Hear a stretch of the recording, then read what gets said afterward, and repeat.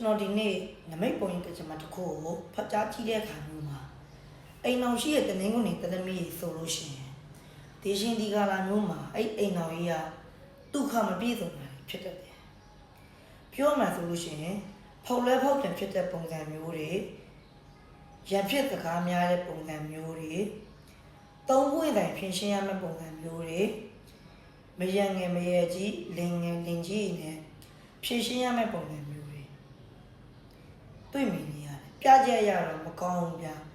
အောက်လာနဲ့ပြောမှဆိုလို့ရှိရင်အိမ်တော်ကြီးကွဲခင်းကိုဒီရှင်ဒီကလာမျိုးမှာမြင်တယ်ဘာရမဟုတ်ဘဲနဲ့ရံဖြစ်စကားများမယ့်ပုံစံမျိုးလေးတွေအိမ်တော်ကြီးဒုက္ခဒီရှင်ဒီကလာမျိုးမှာ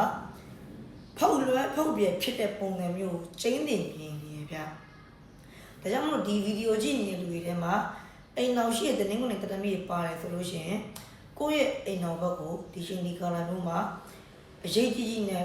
တေချာလိုက်ကြည့်ပါ။ तू ကခြေရှုပ်နေပြီပွေရှုပ်နေပြီမကြခင်မှာကိုရီအိမ်တော်ကြီးပြဿနာဖြစ်တော့မယ်။ဘာဖြစ်လို့လဲဆိုလို့ရှိရင်နောက်လူဖြစ်တဲ့ဂျားလူကြောင့်ကိုရီနှစ်ယောက်ရဲ့အိမ်တော်ကြီးမကြခင်မှာပြိုကွဲတော့မယ်ပြက်စီးတော့မယ်ကိုရီနှစ်ယောက်တီးဆောက်ထားတဲ့ဒီအိမ်တော်ကြီးဒုက္ခကမကြခင်မှာကိုရီရဲ့အတိုက်မျိုးကတခြားလူကြောင့်ပြက်စီးတော့မယ်။ဘာရမို့ဘဲနဲ့ကိုကပါလိုက်ပြီးတော့ဖြည့်ရှင်းနေရတဲ့ပုံစံမျိုးအဲ့လိုမျိုးလေးတွေတွေ့မြင်နေရဒီပြကြရတာဒါကြောင့်မလို့ဒီချိန်ဒီကလာမျိုးမှာတနင်္ဂနွေပတ်သက်မိတွေဆိုလို့ရှိရင်အိမ်တော်ကြီးပတ်သက်အိမ်တော်ကြီးနဲ့ပတ်သက်လို့ရှိရင်ထူကယူစိတ်တွေဂျင်ပါတယ်ကိုယ့်ရဲ့ချစ်သူအိမ်တော်ဘက်ကိုဒီချိန်ဒီကလာမျိုးမှာတေချာလေးအရေးတကြီးကြီးနဲ့နေပါသူ့ရဲ့ခြေတန်းတွေက